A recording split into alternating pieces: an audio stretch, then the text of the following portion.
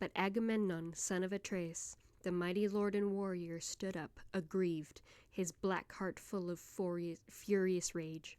His eyes shone bright as fire.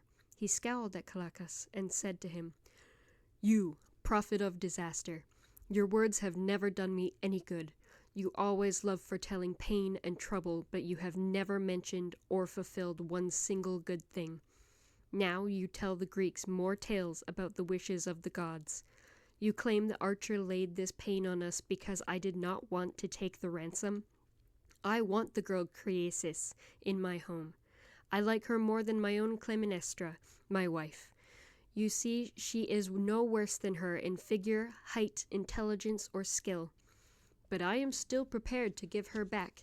I will not stay here to be disrespected, serving up wealth and revenue for you." And Agamemnon, lord of men, replied, "Then off you go, if that is what you want. I certainly will not be begging you to stay at Troy for me. You see, I have plenty of other helpers at my side, ready to treat me with respect and honor, including Zeus, the god of strategy. And hang on, I think... shit. You, prophet of disaster, your words have never done me any good.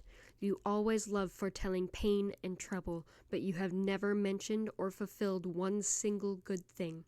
Now you tell the Greeks more tales about the wishes of the gods. You claim the archer laid this pain on us, because I did not want to take the ransom. I want the girl Chryseis in my home. I like her more than my own Clytemnestra, my wife. You see, she is no worse than her in figure, height, intelligence, or skill. But I am still prepared to give her back if that is best. I want the army safe, not dead. Now go, find me another trophy, so that I am not the only Greek commander who lacks a trophy. That would be unfair. You can all see my trophy going elsewhere." Swift-footed Lord Achilles answered him, "Lord Agamemnon, son of Atreus, no one is more acquisitive than you. How can the valiant Greeks give you a trophy? We see no heaps of treasure lying round ready to be divided up. The wealth that we have looted from the neighboring towns has been shared out, and it would be unfair to make the warriors return it all. You have to send this woman to the god at once.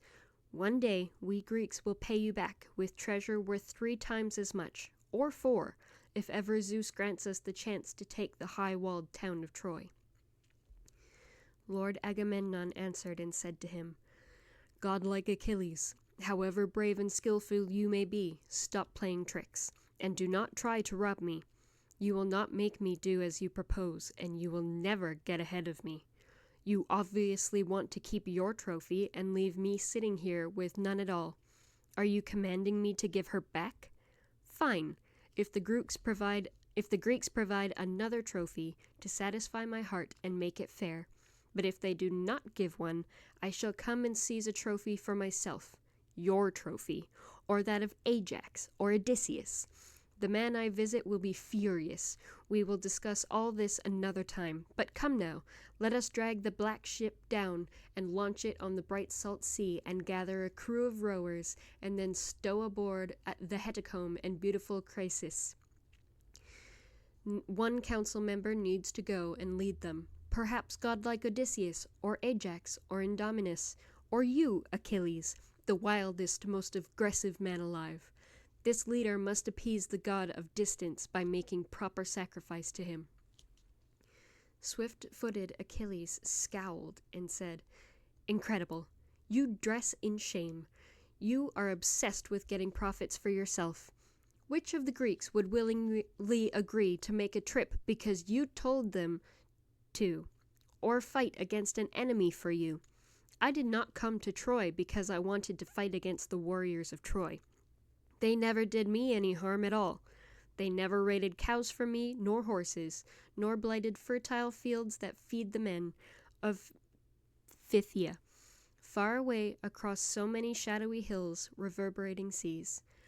I came with you, you brazen cheat, to please you, to claim back compensation from the Trojans for Menelaus and for you, you dogface. But none of that means anything to you. You do not even care. And now you threaten to take away the trophy that I worked for, after the sons of Greece gave it to me? You always get a better one than mine when we sack any wealthy Trojan town. My hands work hardest in the frenzied fighting, but when we share the spoils, you get much more. I come back to the ships worn out from battle with something valuable to me, but small. So I will go back home to Phthia now, in my curved ships, because that is much better. I will not stay here to be disrespected, serving up wealth and revenue for you." And Agamemnon, lord of men, replied, "Then off you go, if that is what you want. I certainly will not be begging you to stay at Troy for me. You see, I have plenty of other helpers at my side, ready to treat me with respect and honor, including Zeus, the god of strategy. I hate you more than any other leader. Any of those whom Zeus protects and loves, you always relish war and fights and conflict. You may be strong, but some god gave you that. Go home. Take all your ships and your companions and rule your Myrmidons. I do not care. To me, you are entirely unimportant. Your anger does not bother me at all. But this I swear to you, just as Apollo will take Chryseis back away from me, when I send her to him on my own ship, escorted by my very own companions, so I shall take your beautiful Briseis, your trophy. I myself will come and get her in person from your tent, so you will see how far superior I am to you, and other men will shrink from talking back to me as if we are on equal terms."